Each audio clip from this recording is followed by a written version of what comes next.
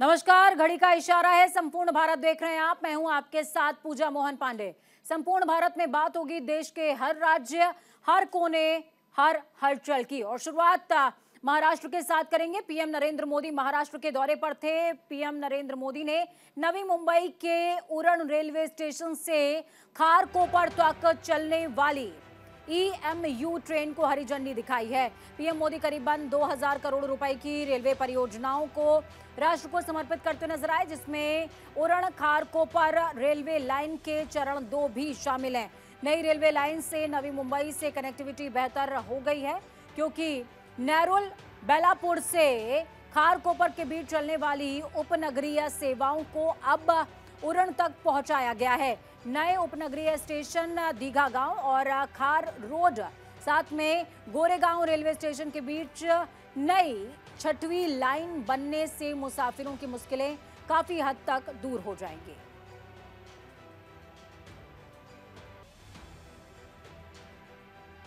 प्रधानमंत्री नरेंद्र मोदी आज मुंबई को देश के सबसे लंबे समुद्री ब्रिज अटल सेतु की सौगात देते नजर आए।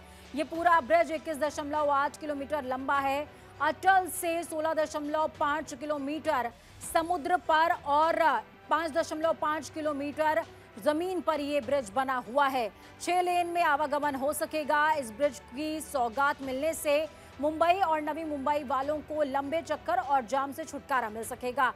अटल ब्रिज पर यात्रा करने वालों को महज 250 रुपए का टोल चुकाना होगा।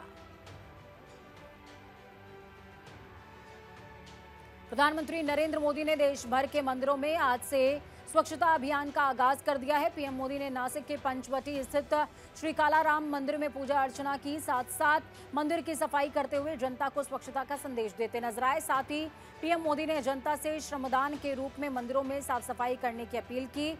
पीएम मोदी ने 22 जनवरी को अयोध्या में रामलला की प्राण प्रतिष्ठा से पहले 11 दिन विशेष अनुष्ठान प्रधानमंत्री करते नजर आएंगे। पीएम मोदी ने अपने इस 11 दिवसीय अनुष्ठान की शुरुआत नासिक में कालाराम मंदिर में पूजा अर्चना के साथ की। यहां पीएम मोदी ने खुद मंदिर की सफाई करते हुए स्वच्छता का नया संदेश जारी किया है।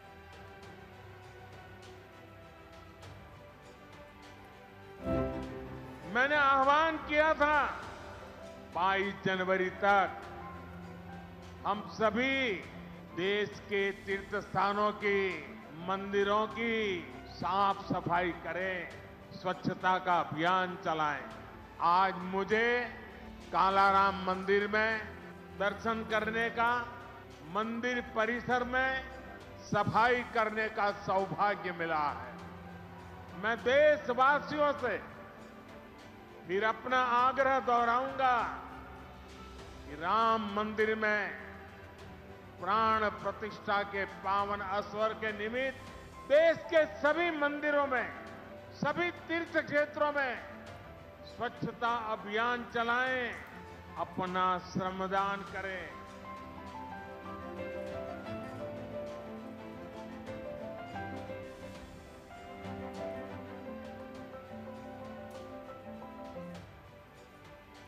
प्रधानमंत्री नरेंद्र मोदी ने कालाराम मंदिर में पूजा अर्चना करी और उसके बाद राम मंदिर प्राण प्रतिष्ठा से पहले एक ऑडियो मैसेज भी जारी किया है। उसमें उन्होंने कहा कि वो 11 दिन का विशेष अनुष्ठान आरंभ कर रहे हैं। पीएम ने यह भी कहा कि उनका सौभाग्य है कि वो इस पुण्य अवसर का साक्षी बन रहे हैं। अयोध्या में बन रहे भव्य राम मंदिर की प्राण प्रतिष्ठा 22 जनवरी को होने वाली है। इसमें अब बस 11 दिनों का वक्त ही बचा हुआ है। प्राण प्रतिष्ठा को लेकर अयोध्या में तैयारियां जारी हैं। भाव भक्ति की मेरा सौभाग्य है कि मुझे भी इस पुण्य अवसर का साक्षी बनने का अवसर मिल रहा है। ये मेरे लिए कल्पनातीत अनुभूतियों का समय है। मैं भावुक हूँ, भाव विह्वल हूँ। मैं पहली बार जीवन में इस तरह के मनोभाव से गुजर रहा हूँ। मैं एक अलग ही भाव भक्ति की अनुभूति कर रहा हूँ। मेरे अंतर मन की ये भाव यात्रा मेरे लिए अभिव्यक्ति का नहीं, अनुभूति का अवसर है। चाहते हुए भी मैं इसकी गहनता, व्यापकता और तीव्रता को शब्दों में बांध नहीं पा रहा हूं। आप भी भली भांति मेरी स्थिति समझ सकते हैं। जिस स्वप्न को अनेकों पीढ़ियों ने वर्षों तक एक संकल्प की तरह, मेरा सौभाग्य है। तो प्रधानमंत्री नरेंद्र मोदी मिशन महाराष्ट्र पर रहे। आइए अब आपको दिखाते हैं पीएम मोदी की 4 अहम तस्वीरें, जिसमें पीएम मोदी अलग अलग कार्यक्रमों में शरीक हुए हैं।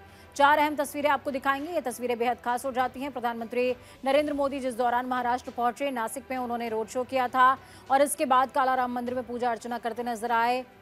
प्रधानमंत्री ने अनुष्ठान का आरंभ कर दिया है और अनुष्ठान का हिस्सा बनते हुए प्रधानमंत्री नरेंद्र मोदी ने देखिए किस तरीके से झांझ मजीरा बजाते हुए प्रभु की भक्ति में वो लीन नजर आ रहे हैं। विवेकानंद को श्रद्धांजलि भी इस दौरान दी है, क्योंकि देखिए राष्ट्रीय युवा दिवस के तौर पर विवेकानंद जी की जयंती को मनाया जाता है।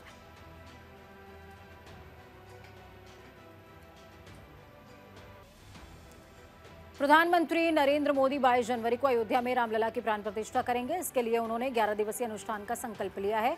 इस अनुष्ठान की शुरुआत नासिक में कालाराम मंदिर में पूजा अर्चना के साथ की गई। ये मंदिर नासिक के पंचवटी क्षेत्र में गोदावरी नदी के किनारे पर स्थित है।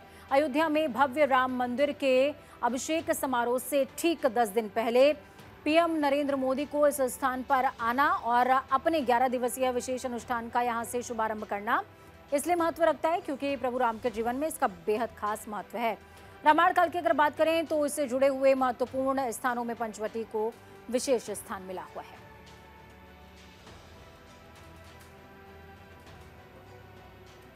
स्वामी विवेकानंद की 161वीं जयंती पर प्रधानमंत्री मोदी ने उन्हें याद करते हुए देशवासियों को शुभकामनाएं दी। पीएम मोदी ने सभी को राष्ट्रीय युवा दिवस की शुभकामनाएं देते हुए एक वीडियो शेयर किया।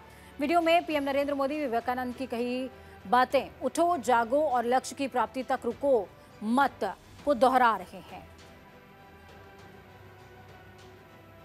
हमारी सरकार को अब 10 साल हो रहे हैं। इन 10 वर्षों में हमने पूरा प्रयास किया है कि युवाओं को खुला आसमान दे, युवाओं के सामने आने वाली हर रुकावट को दूर करें। आज चाहे शिक्षा हो, रोजगार हो, एंटरप्रेन्योरशिप या इमर्जिंग सेक्टर्स हो, स्टार्टअप्स हो, स्किल्स या स्पोर्ट्स हो, देश के युवाओं को सपोर्ट करने के लिए हर क्षेत्र में एक आधुनिक डायनेमिक इकोसिस्टम तैयार हो रहा है। आपको 21वीं सदी की आधुनिक शिक्षा देने के लिए नई राष्ट्रीय शिक्षा नीति लागू की गई है। युवाओं के लिए अब देश में आधुनिक स्किलिंग इकोसिस्टम भी तैयार हो रहा है। हाथ के हुनर से कमाल करने वाले नौजवानों की मदद के लिए पीएम विश्वकर्मा योजना शुरू की गई। वहीं महाराष्ट्र के सीएम एकनाथ शिंदे ने बड़ा बयान दिया है। शिंदे ने कहा कि अटल सेतु अटल जी के नाम की तरह ही अटल और मजबूत है। शिंदे ने आगे कहा कि अटल जी का नाम और पीएम मोदी की ओर से इसका उद्घाटन इस पुल की मजबूती की गारंटी है। शिंदे ने बड़ा दावा करते हुए कहा कि आने वाले लोकसभा चुनाव के परिणाम के बाद भूचाल आएगा और विपक्षी पार्टियों के लोग इसे झेल नहीं पाएंगे।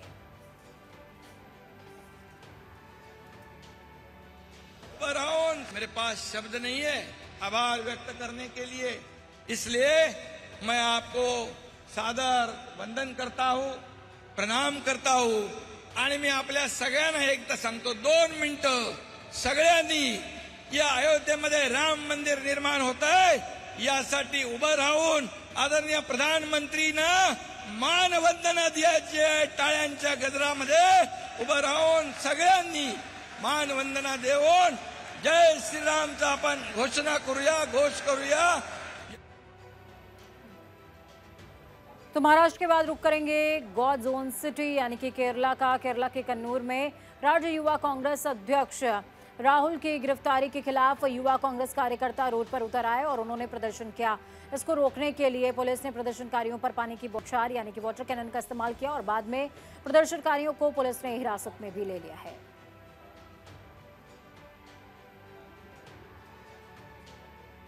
तमिलनाडु का रुख करेंगे। भारतीय तटरक्षक और जापानी तटरक्षक ने संयुक्त प्रशिक्षण और अभ्यास किया है। चेन्नई के पास बंगाल की खाड़ी में हुए संयुक्त परीक्षण और अभ्यास में दोनों देशों ने शक्ति प्रदर्शन किया। जानकारी के लिए आपको बताते चलें कि भारत और जापान के बीच हालिया दिनों में कई संयुक्त प्रशिक्षण हुए हैं। खबर पश्चिम बंगाल से, जहां पर बीजेपी नेता अग्निमित्रा पाल ने मुख्यमंत्री ममता बनर्जी पर बड़ा आरोप लगाया है। उन्होंने कहा कि सीएम ममता धर्म का काद खेल रही हैं। पहले कह रही थी नहीं जाएंगी, अब जब राम मंदिर की प्राण प्रतिष्ठा समारोह में आमंत्रण मिला है तो जाने से इनकार कर रही हैं। 30% वोट बैंक नाराज हो जाएगा, इस वजह से नहीं जा रही हैं। सीएम का ढोंग सबको पता चल गया है।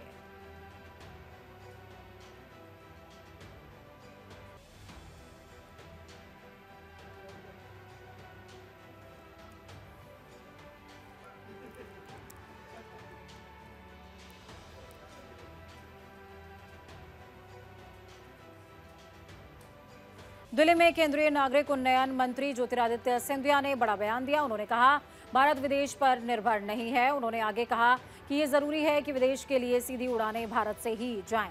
उन्होंने आगे कहा कि बहुत दिनों के लिए हमारा अंतर्राष्ट्रीय हब पूर्व या पश्चिमी देशों में रहा है, लेकिन भारत सरकार इसको बदलने की कोशिश कर रही है।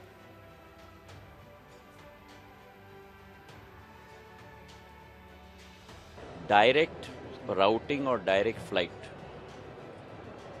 भारत से ही विदेश के देशों में जाए। बहुत देर के लिए हम लोगों का इंटरनेशनल हब हमारे पूर्व या पश्चिमी देशों में स्थापित रहा है। हमारी चाहत है कि देश के अंदर ही एक इंटरनेशनल हब होना चाहिए और हम उसकी पहली शुरुआत विचारधारा के आधार पर दिल्ली में हम लोग शुरुआत करने की कोशिश कर रहे हैं। दिल्ली के एयरपोर्ट के साथ, एयर इंडिया के साथ, इंडिगो के साथ हमारी चर्चा हो रही है। Domestic to international, international to domestic और डोमेस्टिक टू डोमेस्टिक, उसका आर्किटेक्चर हम लोग बनाने की कोशिश कर रहे हैं ताकि पॉइंट टू पॉइंट ट्रैफिक देश के अंदर से ही विदेश जाए। भाजपा नेता शहजाद पूनावाला ने टीएमसी पर हमला बोला है। पूनावाला ने कहा कि आज टीएमसी का मतलब है टू मैच करप्शन। उन्होंने आगे कहा कि टीएमसी ने शिक्षक भर्ती, एसएससी भर्ती, अम्फान राहत सामग्री में घोटाला किया है। महिलाओं के लिए अब जीना लगातार नामुमकिन होता जा रहा है।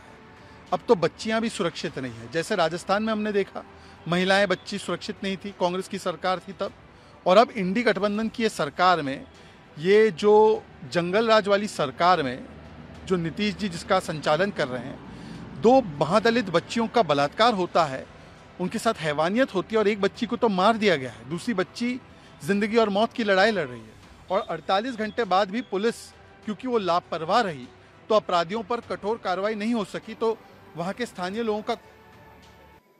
ब्रेक के बाद संपूर्ण भारत में एक बार फिर से आप सभी का स्वागत है।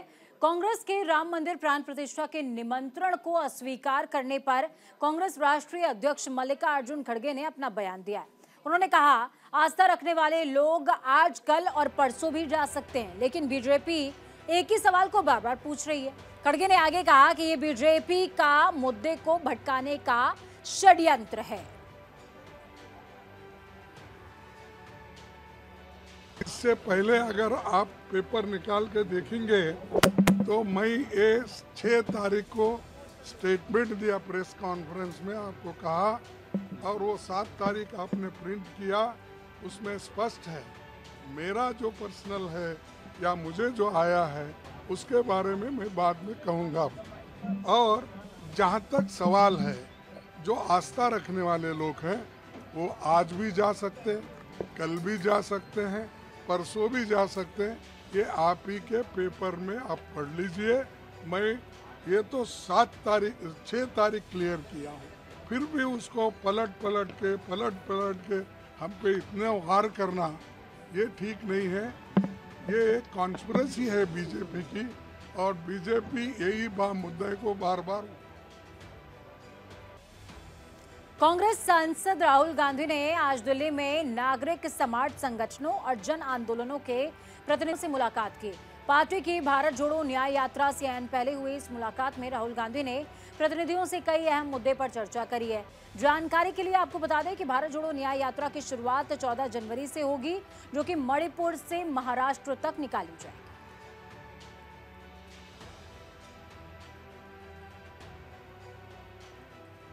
आम आदमी पार्टी की मेयर शैली ओबराय ने बीजेपी पर निशाना साधा है। शैली ओबराय ने कहा कि पिछले 15 सालों से दिल्ली नगर निगम में बीजेपी का शासन था, लेकिन जब से नगर निगम में आम आदमी पार्टी की सरकार आई है, तब से नगर निगम के साथ दिल्ली में भी काफी सुधार देखने को मिला है। दिल्ली साफ सुथरी बनाने के लिए दिल्ली एमसीडी ने बहुत ही अहम भूमिका निभाई है। इस मुद्दे पर हमारे सहयोगी ने शैली ओबराय से खास बातचीत की है, सुनिए। जहां 15 साल से निगम में भाजपा का शासन चल रहा था, वहीं 1 साल से आम आदमी पार्टी के आने के बाद जिस तरीके का रिपोर्ट कार्ड सामने आया, वो कहीं ना कहीं चौंकाने वाला है। हमारे साथ बात करने के लिए मेयर शैली ओबराय जी मौजूद हैं। मैम, रिपोर्ट कार्ड सामने आया, 15 साल भाजपा का शासन रहा, 1 साल में निगम में इतना बदलाव। देखिए, माननीय मुख्यमंत्री अरविंद केजरीवाल जी और आम आदमी पार्टी हमेशा से ये मानती आई है कि कोई भी सिस्टम, कोई भी सरकार या कॉरपोरेशन बंद कमरे से नहीं चल सकती। तो आपने देखा होगा, जब से हमारी सरकार आई है, हमारा एक एक पार्षद, एक एक विधायक, मैं खुद डिप्टी मेयर, नेता सदन, हम ग्राउंड जीरो पर जाकर गली गली, कूचे कूचे का निरीक्षण करते हैं। और अब जो देख सकते हैं आप, सर्वे की रिपोर्ट सामने है और दिल्ली एमसीडी ने पहले से बेहतर परफॉर्म किया है और 90th रैंक दिल्ली को मिला है, जिसमें बहुत सारे शहर हैं 400 प्लस। और अगर हम बात करें 10 लाख की ऊपर की आबादी में, उसमें 28th रैंक, 28वां रैंक एमसीडी को प्राप्त हुआ है। और अगर हम इसको कंपेयर करें पुराने आंकड़ों के साथ, 2022 के आंकड़ों के साथ, जब ट्राइफिकेशन था, जो दिल्ली नगर निगम है 3 भागों में बटी हुई थी, तब अगर एवरेज जो रैंक थी वो 157 थी। तो अब और पहले से अगर आप कंपेयर करें तो बहुत ही बेहतरीन जो नतीजे आए हैं। और अगर हम 17, 18, 19 से भी आप कंपेयर करेंगे, ट्राइफिकेशन के साथ एवरेज निकालेंगे, तो पहले से बेहतर रैंक प्राप्त हुआ है। और चेन्नई, कोलकाता, बेंगलोर, बड़े बड़े शहरों के साथ कंपेयर करेंगे तो दिल्ली और कॉरपोरेशन में बहुत ही बेहतरीन साफ सफाई व्यवस्था आपको देखने को मिलेगी। और अभी भी आप देख सकते हैं, हमारा अब दूसरा जो फेस है अभियान का शुरू हुआ है। 3-4 महीने पहले हमने एक अभियान शुरू किया था, अब दिल्ली होगी साफ, उसमें भी 50 दिन का जो है हमारा ये पूरा कैंपेन है वो भी चल रहा है। वीडियो जर्नलिस्ट मनीष के साथ भावना, न्यूज़ इंडिया, दिल्ली। अयोध्या में रामलला की प्राण प्रतिष्ठा का समय नजदीक आ रहा है। देश में सियासी घमासान बढ़ता जा रहा है। अब आपने प्राण प्रतिष्ठा को लेकर सवाल खड़े किए हैं। दिल्ली के हेल्थ मिनिस्टर सौरभ भारद्वाज ने कहा, बीजेपी राम मंदिर की प्राण प्रतिष्ठा को लेकर राजनीति कर रही है और देश की आधी आबादी को भगवान श्री राम से दूर करने की कोशिश की जा रही है। देखिए, हमारा ये मानना है कि भगवान राम पूरे देश के हैं। 100% लोग भगवान राम के थे और भगवान राम उनके थे। भारतीय जनता पार्टी को 2019 में कितना वोट मिला? 37%। 63% वो लोग हैं जिन्होंने भारतीय जनता पार्टी को नहीं माना, नहीं दिया वोट उन्हें। वो भारतीय जनता पार्टी को नहीं पसंद करते।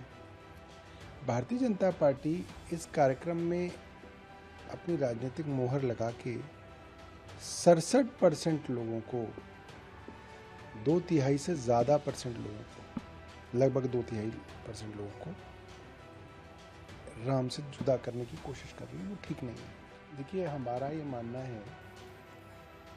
खबरों में आगे बढ़ेंगे, छत्तीसगढ़ का रुख करेंगे। छत्तीसगढ़ विधानसभा अध्यक्ष डॉक्टर रमन सिंह ने उपराष्ट्रपति जगदीप धनखड़ और केंद्रीय गृह मंत्री अमित शाह से मुलाकात करी। गृह मंत्री अमित शाह से मुलाकात करते हुए छत्तीसगढ़ से जुड़े कई अहम मुद्दों पर चर्चा हुई है।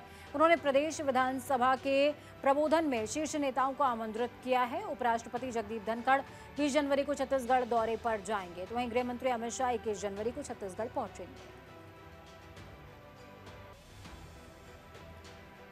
दिल्ली में आम आदमी पार्टी के 3 उम्मीदवार संजय सिंह, स्वाति मालीवाल और एनडी गुप्ता राज्यसभा चुनाव में निर्विरोध जीत कर आए हैं। तीनों के खिलाफ किसी ने दूसरी पार्टी के उम्मीदवार नहीं उतारे। तीनों नेताओं ने रिटर्निंग ऑफिसर आशीष कुंद्रा से अपना प्रमाण पत्र हासिल किया। आपको बताते चले कि आम आदमी पार्टी के राज्यसभा सांसद एनडी गुप्ता और संजय सिंह को 27 जनवरी को कार्यकाल उनका खत्म हो रहा है। इससे पहले 8 जनवरी को ही संजय सिंह, एनडी गुप्ता और दिल्ली की पूर्व महिला आयोग अध्यक्ष स्वाति मालीवाल ने राज्यसभा चुनाव के लिए नामांकन दाखिल किया था। भारत में कोरोना वायरस संक्रमण के नए सब वेरिएंट के मामले 1000 के पार पहुंच गए हैं।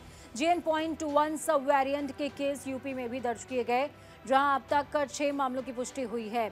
देश के 16 राज्यों और केंद्र शासित प्रदेशों में अब सब वेरिएंट पहुंच चुका है। नए सब वेरिएंट के सबसे ज्यादा केसेस कर्नाटक, महाराष्ट्र, केरल, आंध्र प्रदेश और गुजरात में सामने आए हैं। तो वहीं केंद्रीय स्वास्थ्य मंत्रालय ने सभी राज्यों और केंद्र शासित प्रदेशों को कोरोना के नए मामलों को देखते हुए नोटिफिकेशन जारी किया है और सावधानी बरतने के निर्देश भी दिए हैं। लखनऊ में स्वामी विवेकानंद की जयंती पर कार्यक्रम में यूपी के मुख्यमंत्री योगी आदित्यनाथ शामिल हुए। इस दौरान उन्होंने युवाओं को संबोधित भी किया है।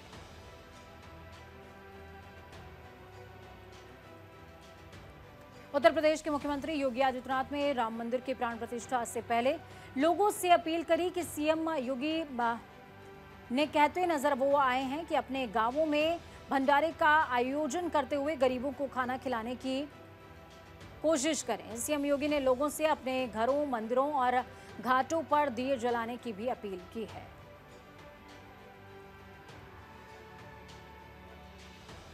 फिल्मों को देखे हो? कितने लोगों ने देखा है? फ्री में देखा या पैसा लेकर के? उन्होंने फ्री में फिल्म दिखाई कि नहीं दिखाई? दिखाई है ना। और देखिए, खेलकूद की प्रतियोगिताओं को भी आयोजित कर रहे हैं ना। और इससे पहले सांसद सांस्कृतिक प्रतिस्पर्धा का कार्यक्रम भी आयोजित किया था। मैंने सुना था कि यहीं पे हुआ था कार्यक्रम। इसमें भी गांव-गांव के कलाकारों को, अलग अलग प्रतिस्पर्धा से जुड़े हुए कलाकारों को, वे वादन से भी थे, गायन से भी थे, नृत्य से भी थे, नाटक से भी थे, अलग अलग प्रकार की विधाओं को उन्होंने उस सांस्कृतिक कार्यक्रम के माध्यम से आगे बढ़ाने का काम किया। और यही सर्वांगीण विकास का मार्ग भी प्रशस्त करता है। आज के इस अवसर पर मैं सभी विधायकों के साथ मिलकर के, उन्होंने सभी जनप्रतिनिधियों के साथ मिलकर के उन्होंने इस कार्यक्रम को यहाँ पर आयोजित किया और जंगल कौड़िया में इस स्टेडियम का बेहतर उपयोग करते हुए यहाँ के विकास को आगे बढ़ाने के लिए उन्होंने इस सांसद खेलकूद प्रतियोगिता के समापन का मंच इसी पूज्य महाराज जी के नाम पर स्थापित महाविद्यालय में किया है। मैं इसके लिए उन्हें हृदय से एक बार फिर से बधाई देता हूँ। आप सभी को खिचड़ी त्योहार मकर संक्रांति की हृदय से बधाई देता हूँ। तो वहीं स्वामी विवेकानंद की जयंती पर समाजवादी पार्टी ने कैलेंडर जारी किया। इस दौरान पार्टी अध्यक्ष अखिलेश यादव ने प्रेस कॉन्फ्रेंस की है। उन्होंने प्रेस कॉन्फ्रेंस में क्या कुछ कहा है, आपको सुनाएंगे।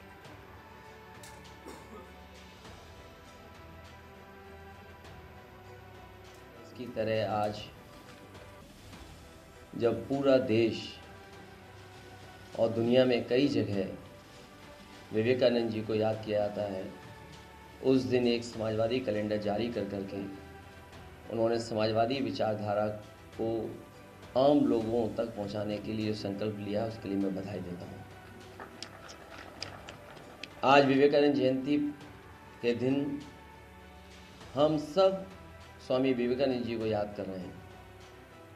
कमी ऐसे लोग हुए हैं जिनसे दुनिया में लोग इंस्पायर हुए हैं, उनसे प्रेरणा ली है। स्वामी जी ने अपने जीवन भर और इतनी कम उम्र में, दुनिया में कोई ऐसा व्यक्ति नहीं रहा होगा जिसने इतना बड़ा संदेश दिया हो। समाजवादी पार्टी के अध्यक्ष अखिलेश यादव ने स्वामी विवेकानंद की जयंती पर कहा, आज विवेकानंद की जयंती पर हम सब उन्हें याद कर रहे हैं। बहुत ही कम लोग ऐसे रहे जिनसे दुनिया में लोग प्रेरित हुए। उन्होंने बहुत कम उम्र में बहुत बड़ा संदेश दिया। उन्होंने समाज को सुधारने, समाज कैसे आगे बढ़े और अपने विचारों से लोगों का जीवन कैसे बेहतर हो, उसके लिए लगातार काम किया है। हम उनके बताए हुए रास्ते पर और उन्होंने जो समाज की सेवा के लिए शिक्षा दी, उसको अपनाकर और उनकी तमाम बातों को अपने जीवन में अनुकरण करते हुए इस रास्ते पर चलने का काम करेंगे। यही उनको सच्ची श्रद्धांजलि होगी। आज विवेकानंद जयंती के दिन हम सब स्वामी विवेकानंद जी को याद कर रहे हैं। कम ही ऐसे लोग हुए हैं जिनसे दुनिया में लोग इंस्पायर हुए हैं, उनसे प्रेरणा ली है। स्वामी जी ने अपने जीवन भर और इतनी कम उम्र में दुनिया में कोई ऐसा